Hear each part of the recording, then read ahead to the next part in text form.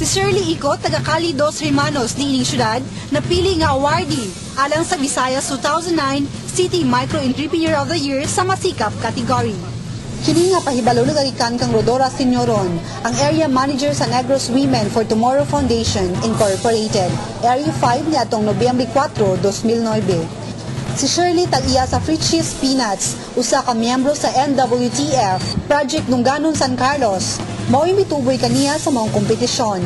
Sa miaging tuig, siya usab ang ituboy sa nasampit nga foundation sa maong gihapon nga search. Ug karon nga tuig, mapalad siya nga napili. Ang maong programa gipaluyuhan sa City Foundation o gipatuman inabagan sa City Philippines, Bangko Sentral ng Pilipinas ug sa Microfinance Council of the Philippines Incorporated. Ang mga katuyuan sa programa maong pagpasidungog o pagpaila sa mga Filipinong micro-entrepreneur kung gagmay nga mga negosyante nga malampuson. Paghata og ganti sa mga gagmay nga negosyante sa pagdungag kung pagpatubo sa mga pamaagi kung teknolohiya, pagpauswag sa ilang produksyon ug pagpadako sa mga kalihukan aron mas mudako ang ilang kita, pagpasidungog sa mga midaog aron sila mamahimong modelo ug makapaghat sa uban nga mga gagmay nga mga negosyante ug pagpaamgo sa mga katawhan ug paghatag suporta sa mga microfinance ug mga ginagmay nga mga negosyo na mamahimong kasangkapan sa paghatag ug pangabuhian nga makatabang sa kalisod. Aron mamahimong kwalipikado sa Masikap Award, kinahanglan nga siya malampuson sa pagsugod og negosyo na nahimong kasaligan nga pangita sa usa ka pamilya. Sa pagbisita ug paghinabi sa Dateline News Team uban kang Shirley Icot, siya miingon nga sikreto sa iyang kalampusan mao ang dedikasyon sa negosyo, gamay nga pasensya, pagpailob, dakong kakugi ug labaw sanan ang pagsalig sa kahitasan. Bidungag siya nga sama sa uban, nagiusab siya sa kalisod sa negosyo sa ilang pagsugod. Sa kakulang sa puhunan, problema sa pamilya ug sa pagpaningil, apad kining tanan iyang nalusutan hangtod nahiabot siya karon sa iyang nahimutangan. Uban nga mga gustong magnegosyo o katong wala pa kasugod o katong nagsugod na, usay ang negosyo adunay problema. Magproblema gyud labin pa kung wala gitay ato ang kaugalingon nga kapital.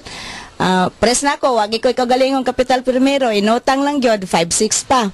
Pero sige lang kanang aduna lang gitay jutay pailob nang agwanta gamay ba antos lang. Anya kung kinahanglan naagid nato ang sikap at tiyaga ana. Oo. Natong kakugi nya salig kita sa Ginoo. At mora kita utong pangayoon nga iya lang gitang ubayan pirmi og kinahanglan nga matinud-anon ta sa tong pagpangabuhi. Nagmapasalamat usab siya sa lokal nga kagamhanan ilabi na gayud sa pundok nila Mariel Avenir sa CLDO. Kay kini sila nakatabang pinaagi sa pag-promote sa ilang mga produkto. Ug pag-market niini sa bangdapit kung may mga dagkong kalihukan sama sa panahal sa Negros dito sa Bacolod City. Ang gobyerno nakatabang gyud na nako kay ang akong mga produkto dinhi sama na ni Mariel sa utop. Kung adunay mga kuan, adunay exhibit dira sa usay dinha sa City Hall Banao niya dito sa katong magkuan ng maskara o sa panaad, ginadala man nila akong produkto. Nakatabang sila. O ila pong na-promote po nila akong mga produkto. Kay daghan man pod nga gikan didto moingon nga nakita na mo ni sa panaad imong kuan nya moari man sila dire ngita sa kuang mangita sa Free Cheese Peanuts. Ang awarding sa Micro Entrepreneur of the Year for 2009 pagahimuon karong umaabot Nobyembre 18, 2009 dito sa Galeria Bangko Sentral of the Metropolitan Museum of Manila sa Malate. Si Shirley makadawat og tropeo o ganting cash nga nagkandidad og 100,000 pesos.